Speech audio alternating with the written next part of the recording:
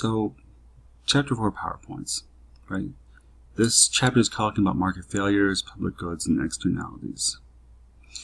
And so when we're looking at the demand side market failures, supply side market failures, inefficiencies found, right? And then we'll look at how government intervention can affect certain things here. So, market failure, right? This occurs when the competitive market system produces the wrong amounts of various goods or services, right? It fails to provide, or it fails to provide any at all, right? Resources can either be overallocated or underallocated to the production of the good or service. So this video is going to be covering the Chapter 4 PowerPoint slides. When we're talking about market failure, public goods, and externalities. So the basic concept is a market failure, right? A market failure occurs when the competitive market system produces the wrong amounts of something, right, of either goods or services, or fails to provide any services or goods at all, right? It's saying that resources are either overallocated or underallocated, if there's overutilization, if there's wrong expensing of goods, or certain costs aren't allocated to production of goods or not. So there's two different kinds of failures, right? There's demand side failure and supply side failure.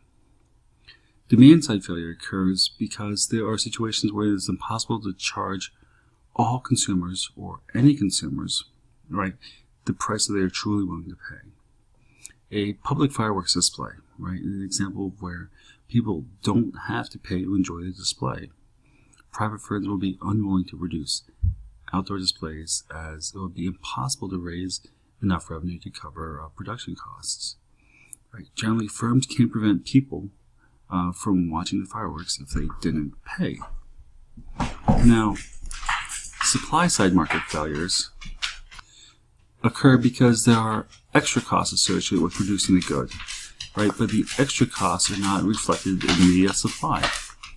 A coal-burning power plant, for example, right? It provides an example of this. The firm running the plant pays for the land, labor, capital, and entrepreneurship that it uses to generate electricity, but does not pay for the smoke releases into the atmosphere and the damage that can cause to the atmosphere. Now, efficiently functioning markets, right? When there aren't any market failures and demand fully reflects consumers' willingness to pay, and supply reflects all costs, right? Then by reducing an equilibrium, the market is efficient. The market is producing the most, or producing the amount of output that society desires, right? It's maximizing satisfaction. Now it's maximizing the satisfaction of the producer by looking at the producer surplus, and it's maximizing the satisfaction of the consumer by maximizing the consumer surplus. Right? We're looking to maximize the benefits of all. Now I mentioned consumer surplus, right? The consumer surplus is simply the difference between what a consumer is willing to pay for the good and what the consumer actually pays, right? So say a customer is willing to purchase a car for $3,000, right? And you only paid $2,000 for it. Well, you had a consumer surplus of $1,000, right? It's the difference between what you're willing to pay and what you actually paid. So your utility exceeds the price paid, right? That's when we generate consumer surplus. Now, if we look along the other lines, saying here, consumer surplus, and we're going to look at it for individuals, right? Bob is willing to pay $13 and he paid $8, while his surplus is $5. Barb was willing to pay $12, she actually paid $8, her surplus was $4. Comes all the way down to Brent, right, whose surplus was $1, and Betty's, whose surplus was $0. Now these are individual surpluses. Now if we ask for the entire consumer surplus of the market, we would simply add all these up. 5 plus 4 plus 3 plus 2 plus 1. Right? So we get to 15, the market surplus. So in this graph, right, this is looking at consumer surplus off the demand line. Equilibrium point here, and Q1 is supplied. Now, right, we're looking at consumers' willingness to pay. Now, a consumer is willing to pay all of this area over here, up to this price point, right, up to this equilibrium point. Now, consumers are willing to pay the sum of the amounts represented by the green and the yellow, but because they only need to pay this amount here, which is shown in yellow, everything else in green here is extra, or the surplus. Now, the same thing can be said about producers, right? It's the difference between the actual price a producer receives and the minimum price they would accept. It's the benefit from selling something higher than the cost, right? It's their income. So we take the revenue from selling something, subtracting our costs, and that's what we make. That's our income from the product. So as soon as you receive a price that's higher than the lowest possible price, you received a producer surplus or an extra benefit. Now, calculating this. Say Carlos is a producer, right? He's willing to accept $3, but he's able to sell for $8. He had a surplus of $5. And the same thing for Courtney, Chuck, and Cindy. She was willing to sell for $6, got $8, had a surplus of $2. And again, these are individual surpluses. Then you can look at the entire market surplus, add them all up, and come out to some number 15. If we're looking at the producer surplus, we then look at the supply side line, right? Producer surplus is the blue triangle in the graph, right? It's the difference between the actual price producers receive for a product, here $8, and the lower minimum payments they're willing to accept. Right? For quantity Q1, producers receive the amounts, the sum of the amounts represented by the blue triangle plus the yellow area. Because they only need to receive the amount shown in the yellow area, everything in blue is extra, or surplus. Now, let's put both these graphs together. We have the demand line here and the supply line here. If you remember, right, this green area here was the consumer surplus. The blue area here is the producer surplus. You put them together and you get this efficiency graph. Right? When the market achieves efficiency, the maximum combined consumer and producer surplus is achieved. At quantity Q sub 1, the combined amount of consumer surplus, right, the green triangle, and producer surplus, the blue triangle, is maximized. Right? Maximizing satisfaction. Efficiency occurs because at Q1, maximum willingness to pay, indicated by the points on the demand curve, right, equals minimum acceptable price, shown by the points on the supply curve. Productive efficiency is achieved because competition forces producers to use the best available technology and best combination of resources available. Allocative efficiency is achieved because the correct quantity of products is produced relative to other goods and services. Now,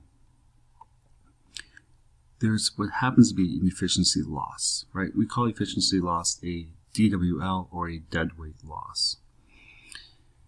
They're basically reductions of combined consumer surplus and producer surplus, right? Quantity levels are either less than or greater than the efficient quantity. So if quantity Q sub 1 is equilibrium, right?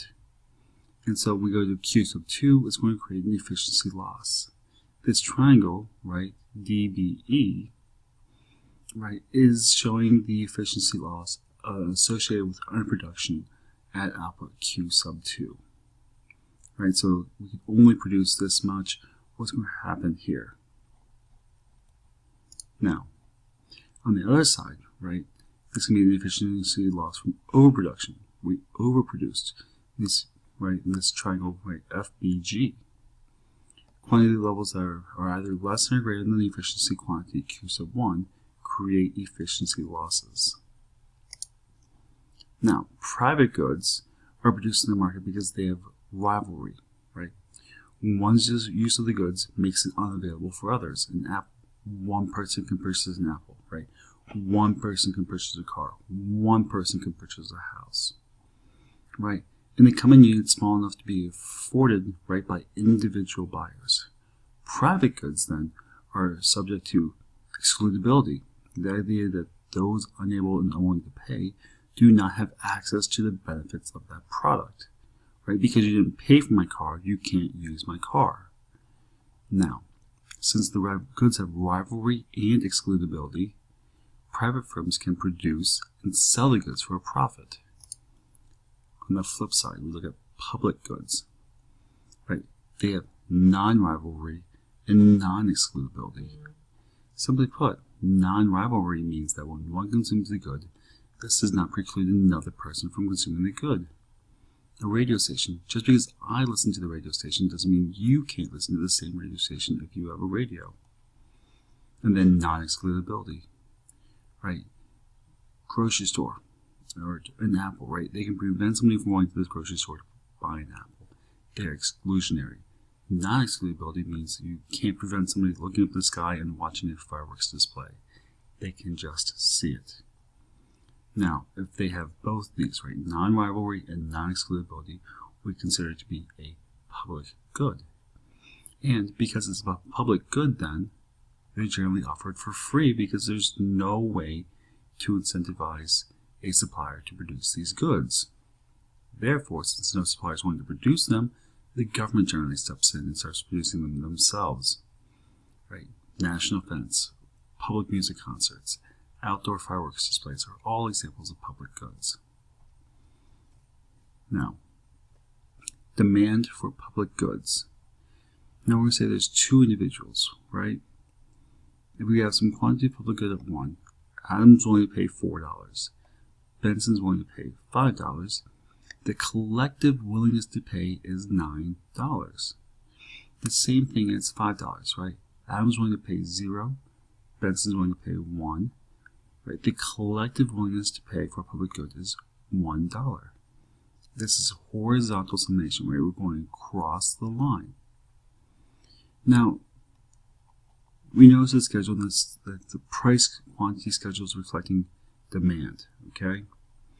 Now to find the demand for public good, we add the total price in each individual's willingness to pay for the unit rather than summing the quantities at each price. Now here's another example of demand for public good, right? So here's an individual willingness to pay curves D1, right, and D2. This is Adam's curve, this is Benson's curve. When we combine the curve, we get DC, which is the DC, right? And then we have some supply curve, which is upward sloping, right, reflecting rising marginal costs. And then the optimal amount of public good is 3 units, determined by the intersection of D sub C and S, right? At that output, the marginal benefit equals marginal cost. Now, this comes back to the cost-benefit analysis, right? So, simply the cost-benefit analysis is looking at various plans, looking at the total cost of the project, the marginal cost, the marginal benefits, to determine the net benefit. And generally, the one with the largest net benefit will be the one chosen, which will be a new 4-lane highway, right? Even though the total cost of the project is $18 billion, right, the marginal cost is $8 billion. The total benefit is $22 billion, right, and then the marginal benefit itself is then $10 billion, which leaves a net benefit of $5 billion. Now, quasi-public goods, right, are those that have large positive externalities or spillover benefits where benefits accrue to some third party, right? And this third party is external to the market transaction. So government will sponsor their provision, right, or their production. Otherwise, if they're produced in the private market, they would then be underproduced, right? This is where we're saying education, streets, and museums. If we made education a private market, right, there would be some cost associated with it. And that cost could leave out some individuals. Therefore, the government steps in. We do not privatize it, but it's a public good. And it's a public service which we provide for everybody by means of taxes in most instances. Now, reallocation, right? The government, we tax individuals and businesses, and we take the money and spend on production of public goods. We're simply, power's going on in my house again. Alright, so the government taxes individuals and businesses, and then which reduces their incomes, reduces demand for private goods, but it increases the production of goods and public goods when government spends that tax revenue. Simply put, right, an externality is the cost or benefit accruing to a third party external to the market transaction. We looked at the invisible hand, right? The invisible hand guides things to an equilibrium. But what happens when, say, the invisible boot comes around and kicks the equilibrium out of whack? That's an external force acting on the market. It's an externality. Now, there are positive externalities which are good for the market, which can be good, and there are negative externalities which are generally bad. Right? So, if we look at a graph, we're hearing a negative externality, right?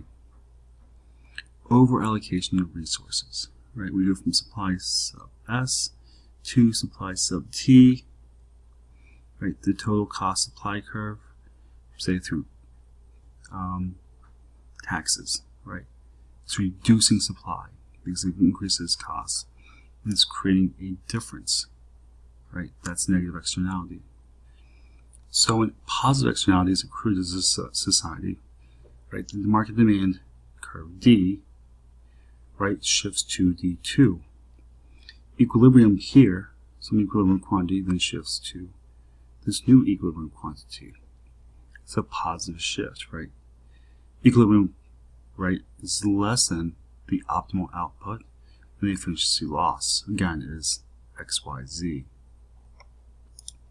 Now, government intervention, right? Government can come in and intervene to fix these externalities. And again, we talked about they can do direct controls, right, regulation, or they can do market-based controls such as subsidies and taxes. And doing such, they can help shift, right? Negative externalities result in an over-allocation of resources, right? Government can correct this allocation in two ways. One would be using the direct controls, which would shift the supply curve from S to S sub T, right, and reduce output from Q sub E to Q sub O. Another way would be to impose a specific tax, right, which would then shift the supply curve from S to S sub T by increasing costs. Now, government interaction can have a positive externality effect, right? Because positive externalities result in an under-allocation of resources. Now, this can be corrected through a subsidy, right, to consumers, which shifts market demand from D to D sub T, right? Subsidy. Alternately, the under-allocation can be eliminated by providing producers with a subsidy of some amount as well, which shifts their supply curve from S to S sub T, which is effectively reducing costs for the supplier. These both help shift equilibrium to where it needs to be. Now, finally, we talk about optimal amounts, right? Reducing pollution and negative externalities is not free, right? Society must decide how much pollution abatement it wants to buy. High costs may mean that totally eliminating pollution may not be desirable. The marginal cost rises significantly as pollution is reduced more and more, and at some point the marginal cost is higher than the marginal benefit.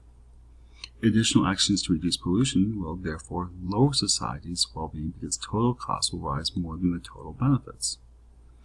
So the optimal amount, right, of externality reduction here is a graphical example, right? It's some equilibrium point itself.